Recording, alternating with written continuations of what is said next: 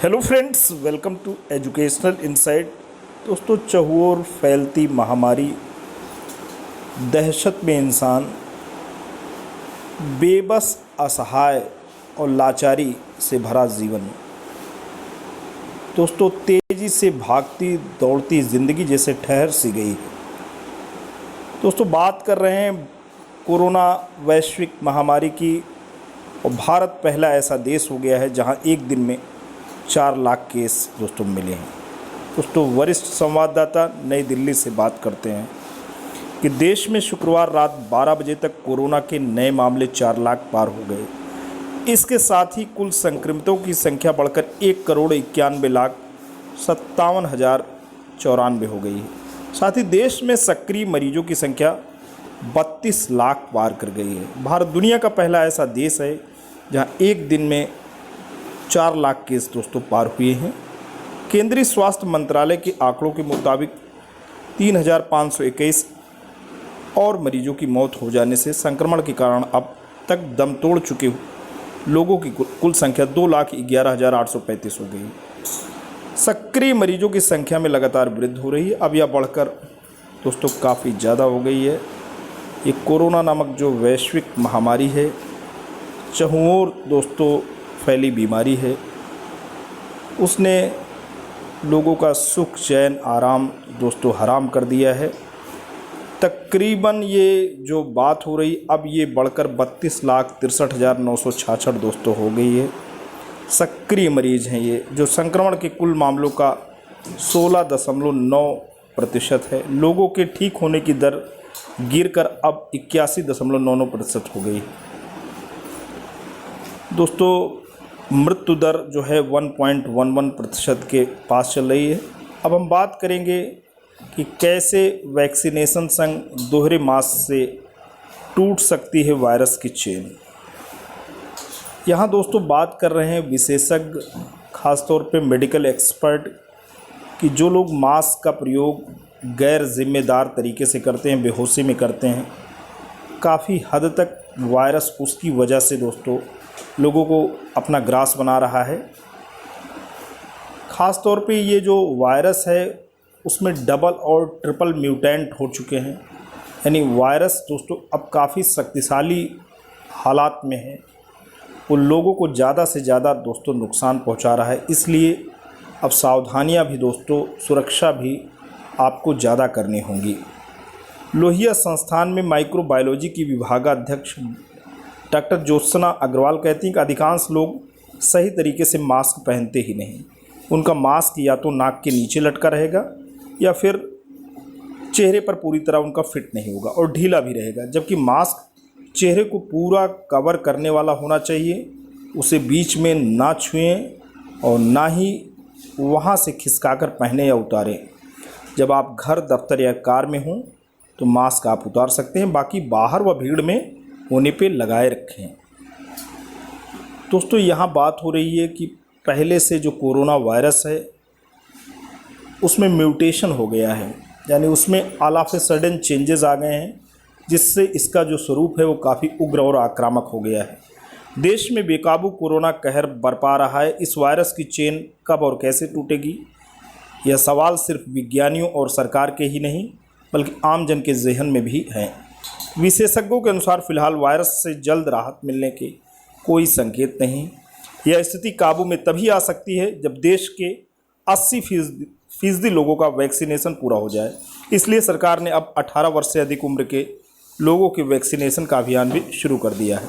साथ ही double mutant से बचने के लिए लोगों को दोहरे मास्क पहनने की आदत डालनी होगी।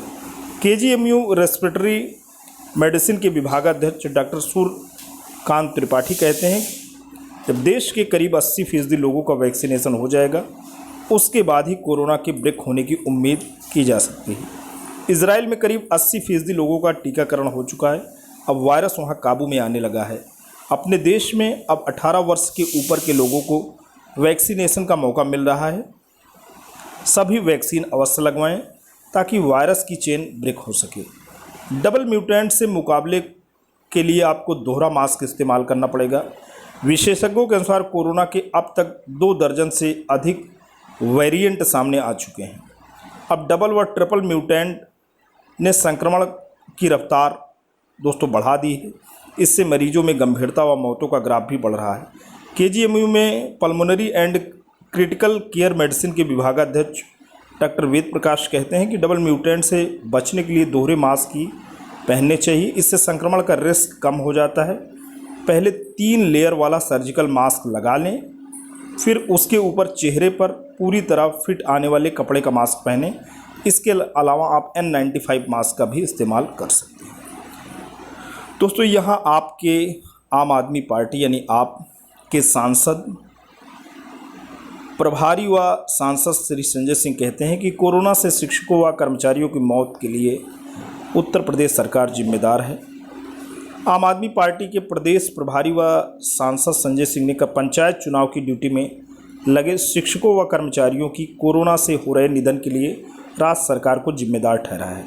कहा पंचायत चुनाव प्रक्रिया में कोविड प्रोटोकॉल का पालन न होना यही वजह है कि ड्यूटी करने वाले सैकड़ों शिक्षक, शिक्षा मित्र, शिक्षा अनुदेशक और कर्मचारी कोरोना की चपेट में आ गए।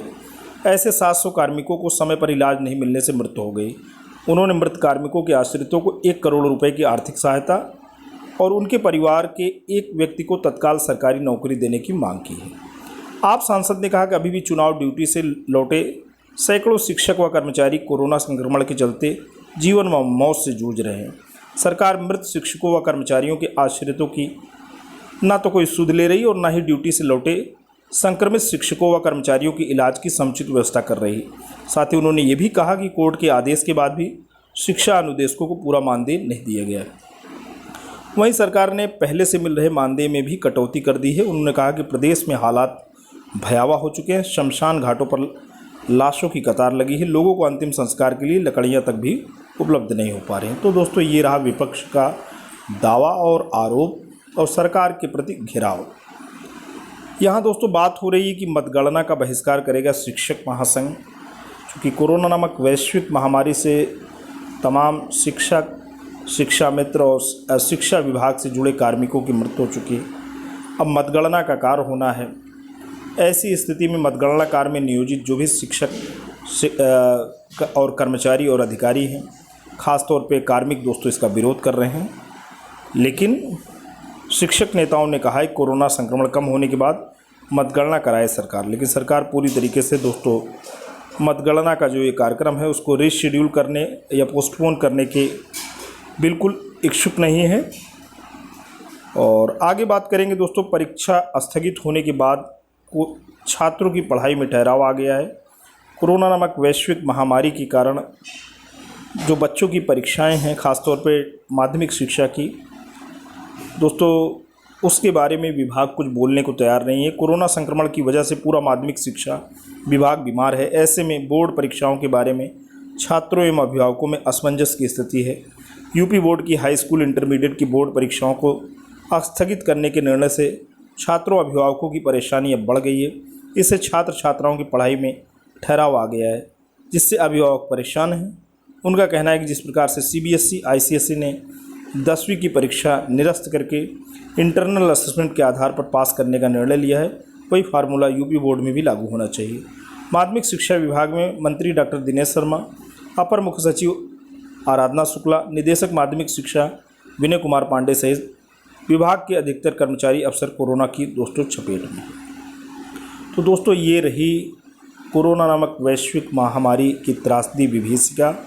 आप कैसे बच सकते हैं, विशेषज्ञों की राय और किस तरीके से मतगणना के कार्य में शिक्षक और नेता और कार्मिक पूरी तरीके से जुटे हैं कि इसे रीशेड्यूल किया जाए, पोस्टपोन किया जाए, बीमारी थोड़ी जब कम हो तब इसे कराया जाए। और अंत में बच्चों की पढ़ाई भी दोस्तों प्रभावित हुई है। पूरी की पूरी व्यवस्था एक संक्रमण की वजह से, एक महामारी की वजह से दोस्तों प्रभावित है। लेकिन आपसे गुजारिश है कि जो हेल्थ के लिए जो सावधानियां हैं, जो प्रोटोकॉल्स हैं, उसे फॉलो करें ताकि आप इस विभीषिका, इस त्रासदी में स्वयं को और अपने परिवार को दोस्तों बचा सकें। आज के लिए इतना ही।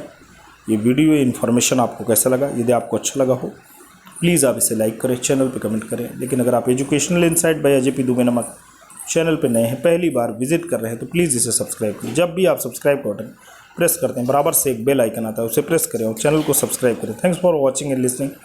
This is Ajay Prakash today signing off.